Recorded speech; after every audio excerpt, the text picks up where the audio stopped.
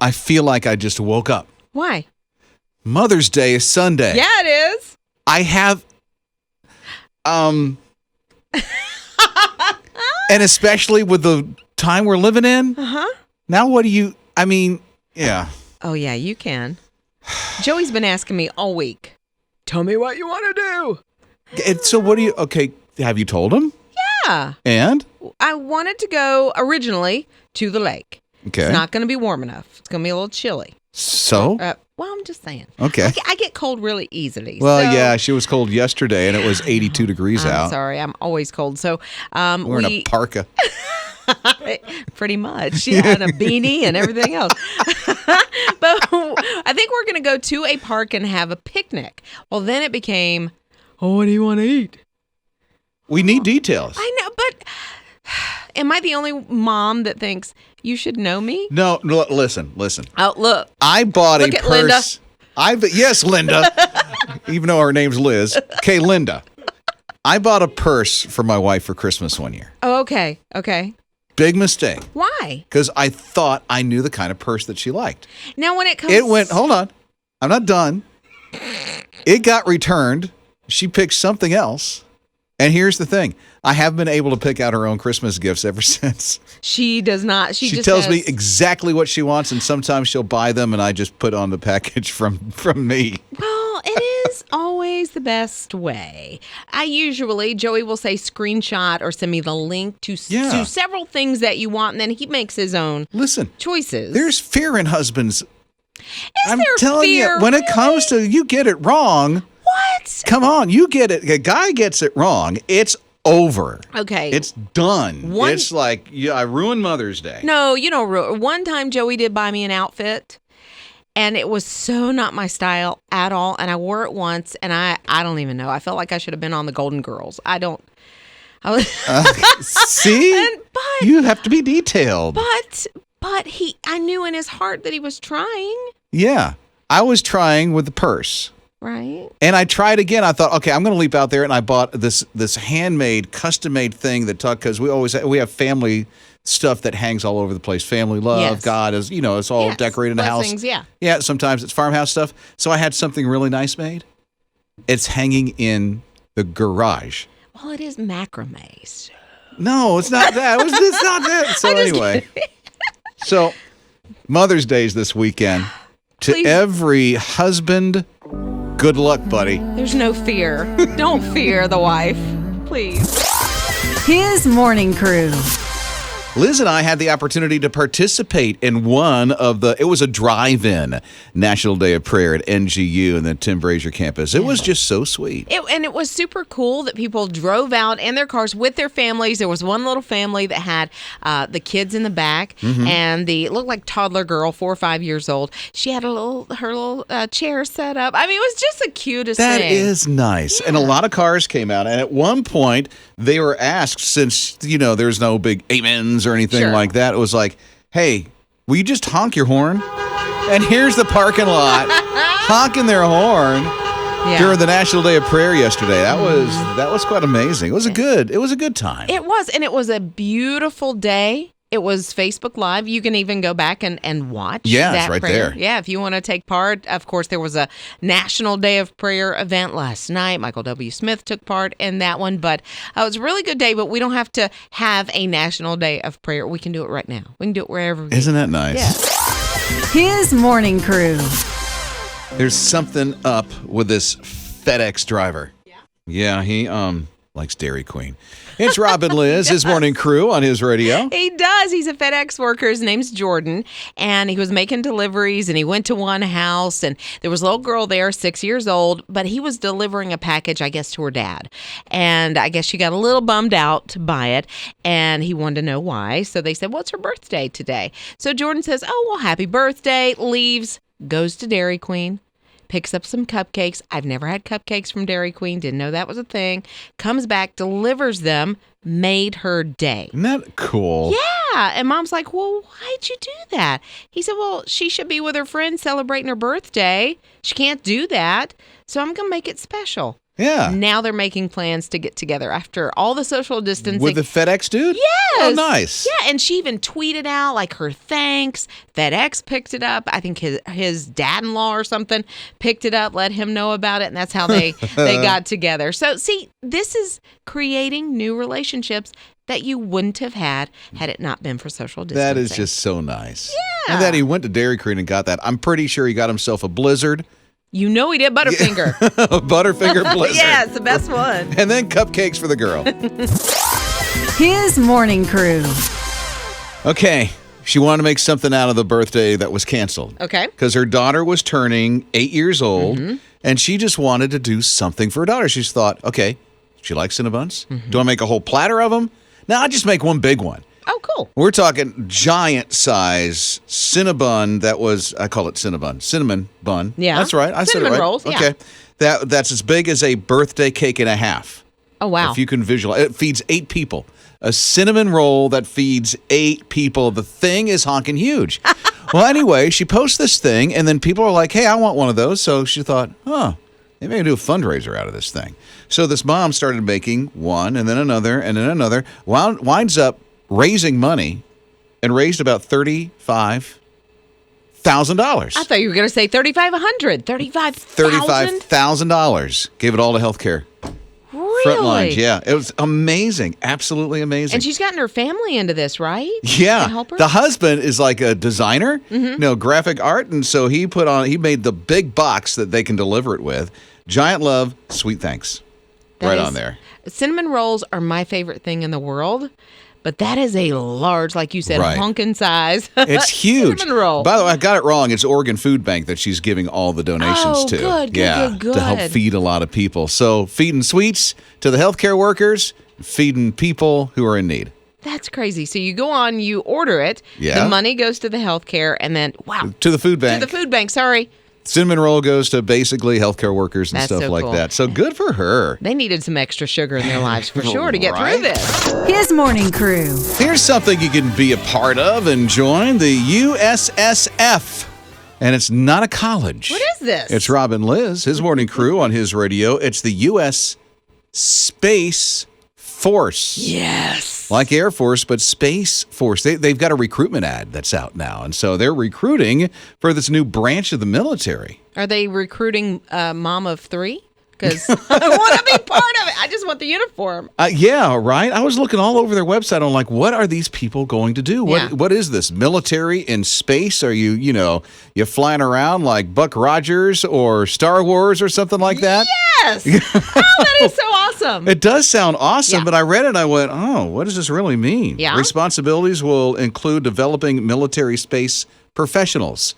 So what are you, an executive CEO in space? What's that mean? Accounting? Acquiring military space systems, maturing the military doctrine for space power, and organizing space forces to present our combatant commands. I want to be the space operations officer. I have no idea what that is, but it sounds like a superhero. It does, doesn't it? You have an action figure that's after you or something like that. So there's a general already in charge of this thing. He's the first USSF military guy, I guess.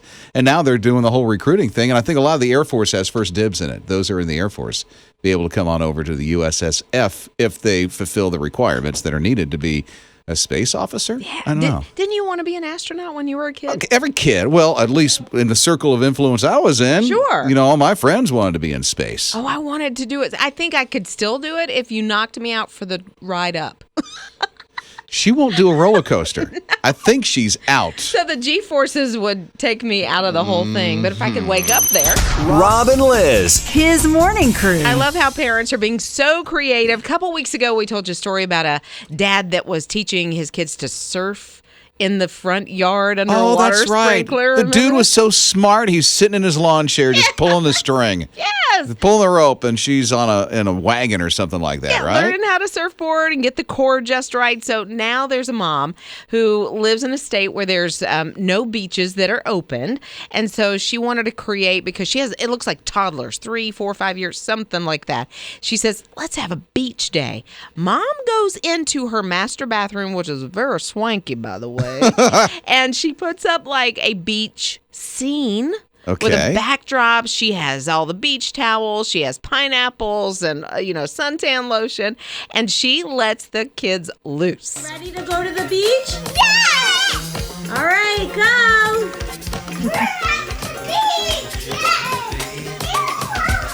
Smartest mom in the world, right? Totally into it. She has beach bags. She even has like little baby pools almost that she's filled with sand so they can kind of do like Smart. sand castles. I mean, she went all the way.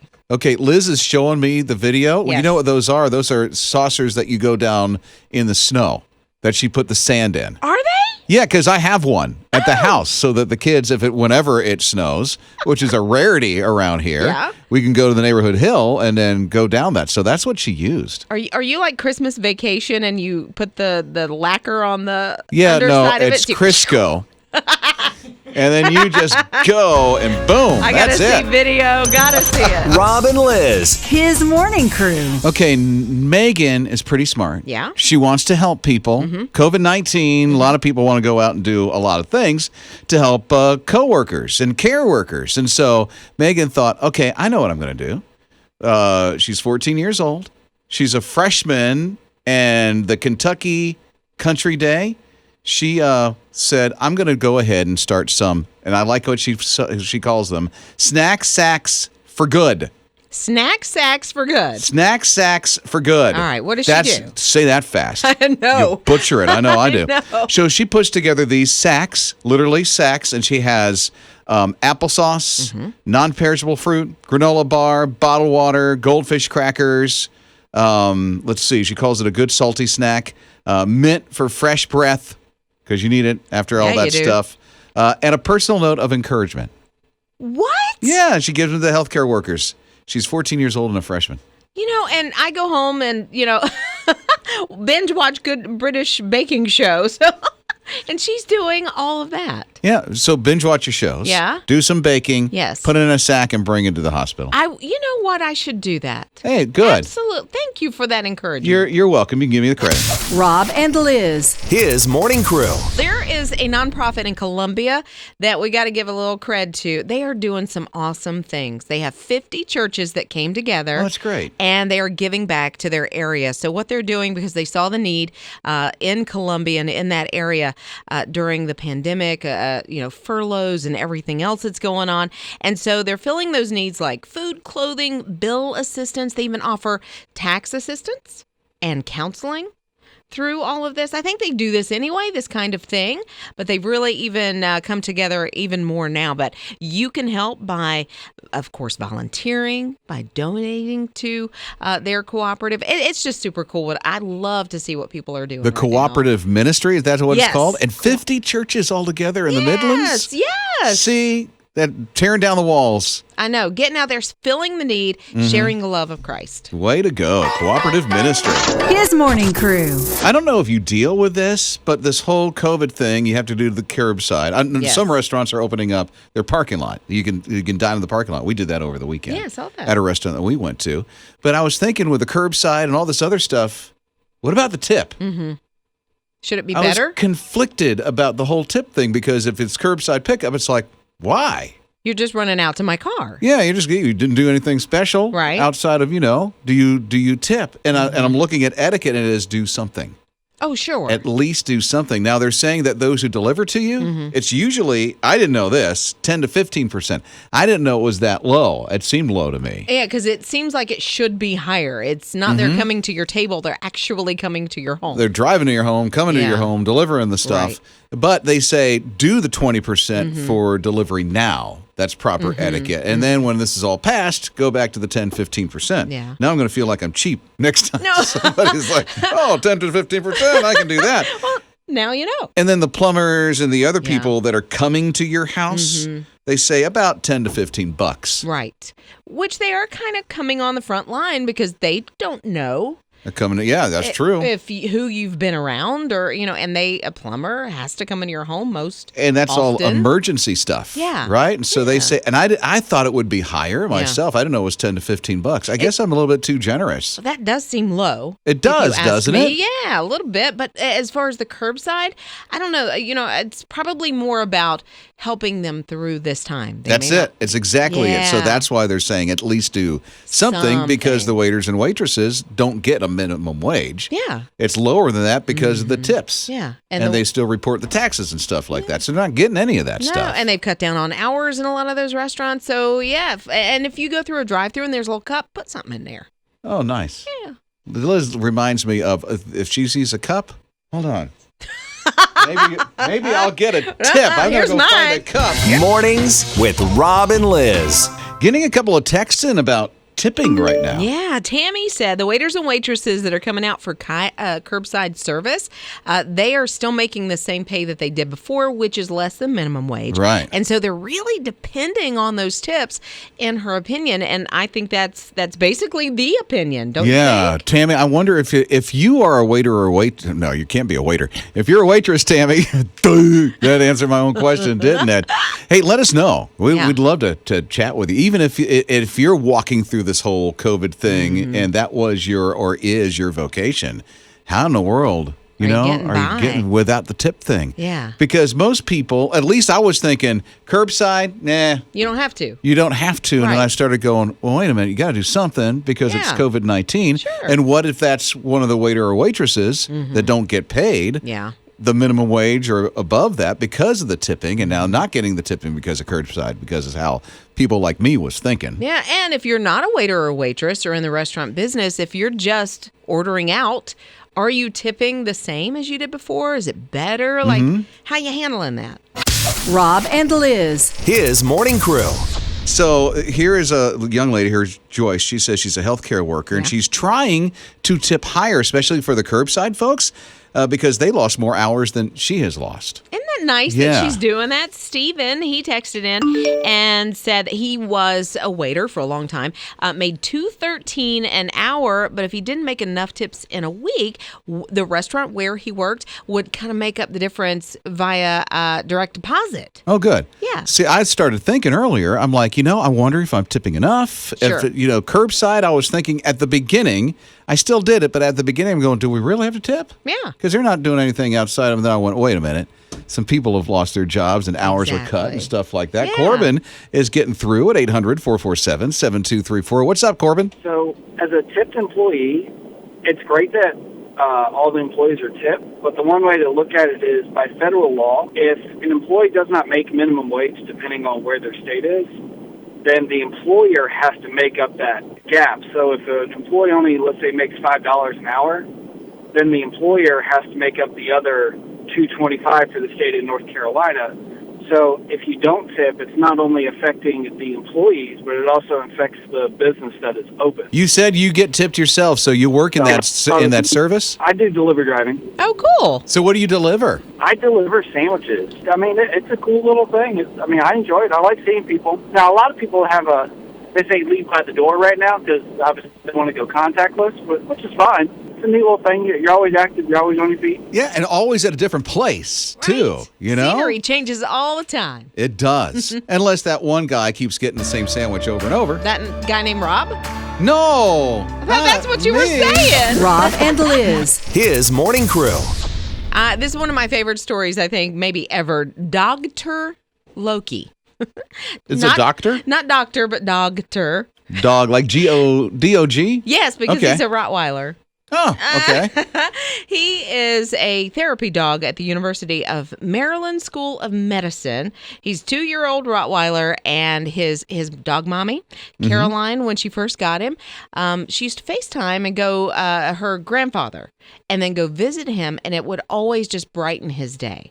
And so she thought, you know what? Let's make Loki a therapy dog. Okay. And she would take him into the hospital 3-4 times a week, visit the patients, visit the staff, and everybody was so excited when they saw him. Well, when the pandemic hit, of course, she couldn't do that. So she started FaceTiming the hospital staff and some of the patients, and then she thought, we can take this a step further, and she set up like a GoFundMe page and started getting donations, and she's putting together hero kits, healing kits, and it has balm in it, and it has chewing gum, and just some little treats that she puts together for the healthcare workers. That's great. Yeah, so she's raised a ton of money. Loki is all part of this, gets dressed up in scrubs, which just gets me. You should see some of the pictures that they post of this dog. I mean, literally has scrubs, has the hat The thing. bandana, yeah. And the mask. How did they get the mask on the dog? That must have been like 3 seconds. Get the shot. And we're before out. It's out and off and all that. Yeah. Because we have to put socks on Charlie every night now. And that is the hardest thing I've ever done. Yeah, if you didn't know Charlie is her dog, you're Yes. probably gathering Yes. that. And something happened with his paws, so Yes. you have to put socks on him. Every single time she goes out to the restroom and we bring her back in, we have to change the socks. And it's Wow. like, That's struggle. gotta drive her nuts.